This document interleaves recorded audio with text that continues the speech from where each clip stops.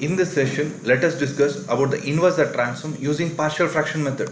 Before going to the method, let us revise some topics of Z transform. As we know, Z transform of U of n is given by Z divided by Z minus 1 with ROC condition mod Z greater than 1. Whereas for minus of U of minus n minus 1, Z transform is given by Z divided by Z minus 1 with ROC condition mod Z lesser than 1. For inverse Z transform, if they give x of z as Z divided by Z minus 1 with ROC condition mod Z greater than 1, x of n is given by U of n. If mod Z is lesser than 1, x of n is given by minus of U of minus n minus 1. Next, n into U of n. As we know, multiplication by n property or differential property. Z transform is given by Z divided by Z minus 1 whole square with ROC condition mod Z greater than 1. For inverse Z transform, if they give x of z as Z divided by Z minus 1 whole square, if ROC condition is mod Z greater than 1, you're going to represent that as n into U of n. If mod Z is lesser than 1, you're going to represent that as minus n U of minus n minus 1. The next, a to the power of n U of n. As we know, multiplication by exponential property. The Z transform is given by Z divided by Z minus a with ROC condition mod Z greater than a. For inverse Z transform, if they give x of z as Z divided by Z minus any number, the Z inverse Z transform value, that is x of n, is given by any number to the power of n U of n with ROC condition mod Z greater than that number. Next, for anti-causal sequence, minus b to the power of n U of minus n minus 1. The Z transform is given by Z divided by Z minus b. As same as the previous, that is multiplication by exponential property. Whereas here, this is for anti-causal sequence, ROC condition is mod Z lesser than b.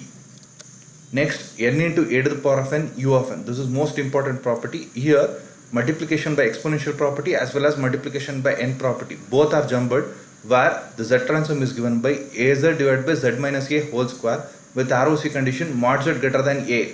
That is, if they give x of z as az divided by Z minus a whole square with mod Z greater than a, inverse Z transform x of n is given by n into a to the power of n U of n. If mod Z is lesser than a, the same thing is represented as minus n a to the power of n U of minus n minus 1. The last, that is shifting property, U of n plus or minus n1. The shifted value can be plus 2 or minus 2, plus 3 or minus 3. The Z transform is given by Z to the power of plus or minus that number into Z divided by Z minus 1 with ROC condition mod Z greater than 1. With this, let us take the first example for partial fraction method. The first example, where they are given x of z as z square divided by z minus 2 into z minus 3. Here we have to find x of n for the ROC condition mod z greater than 3, mod z lesser than 2, mod z greater than 2, lesser than 3 using partial fraction method. The given x of z can be rewritten as z square divided by z square minus 5z plus 6. If you multiply z minus 2 into z minus 3, we are going to end up with the equation z square minus 5z plus 6. Before going to the partial fraction, the first we have to calculate the highest degree of numerator polynomial as well as the highest degree of denominator polynomial. In the given expression, the highest degree of numerator polynomial value is given by 2. That is, m value is given by 2. Similarly, the highest degree of denominator polynomial value is given by 2. So that is, n value is 2. Always for partial fraction, m should be lesser than n. So, in order to make the numerator polynomial value lesser than the denominator polynomial value, we can take z common from the numerator. That is, z square can be written as z into z. That z can be sent to the denominator of x of z. So, the expression we are going to end up with x of z divided by z is given by z divided by z minus 2 into z minus 3.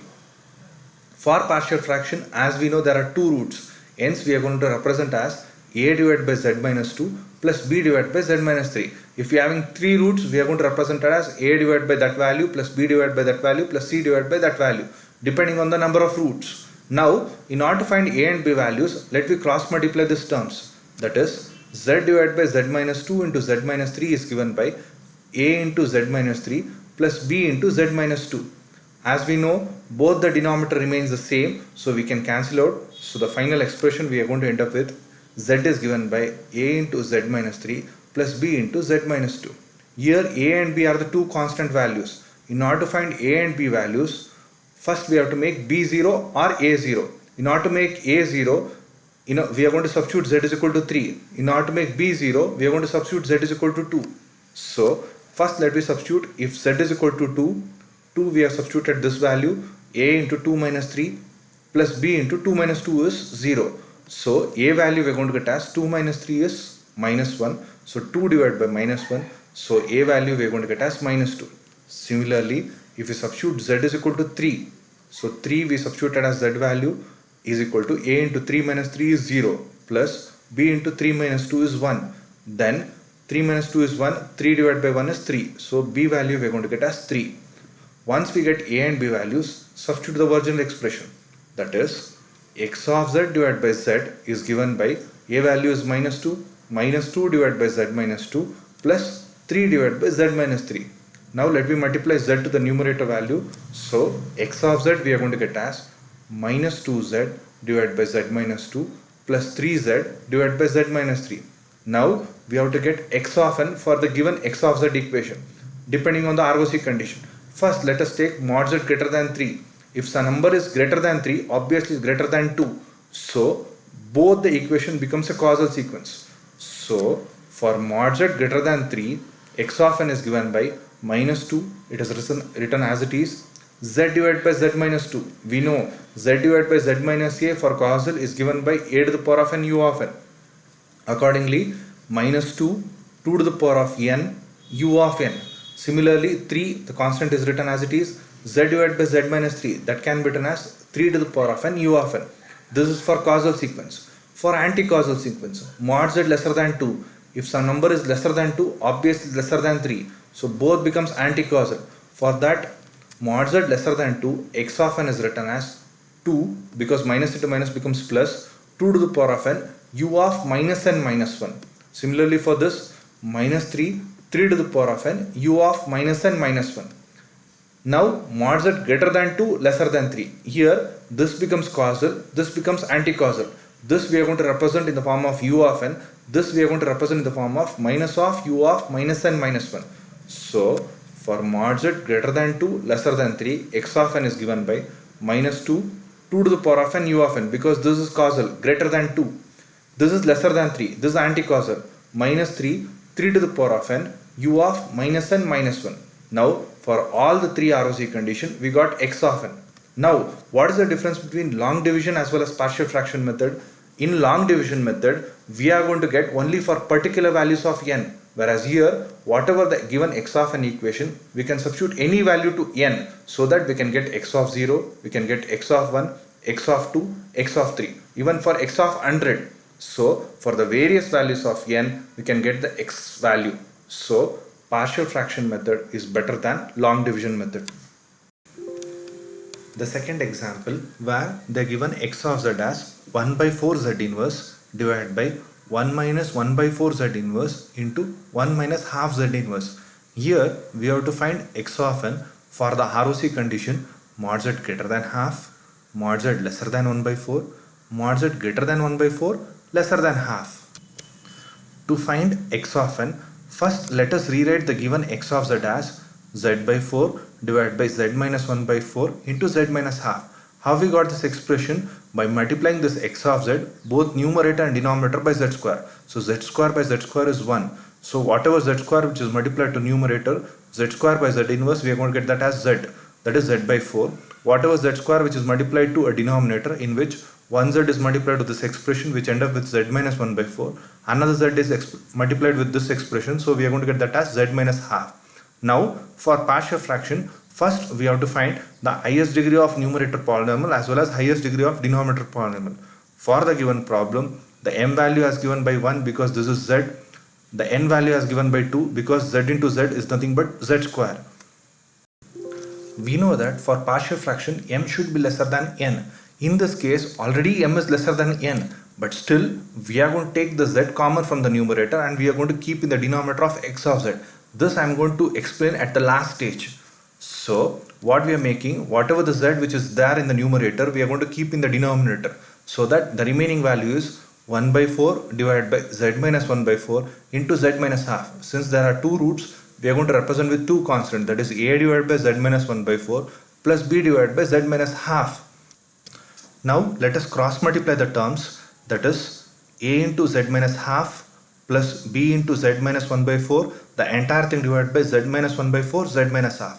Now both the denominator cancel, so that we are going to end up with the expression 1 by 4 is equal to a into z minus half plus b into z minus 1 by 4.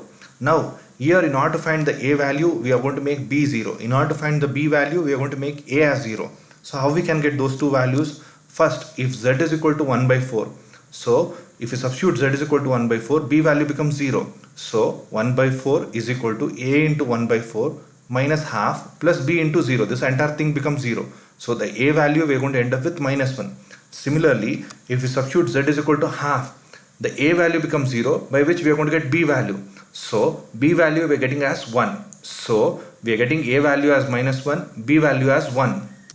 Now by substituting a and b values for the given x of z expression, x of z divided by z, a value is minus 1, so minus 1 divided by z minus 1 by 4 plus b value is 1, that entire thing divided by z minus half. As we know, for inverse Z transform, always it's better z is there in the numerator. Hence in this case, even though m is lesser than n, we have taken z from the numerator and kept in the denominator of x of z.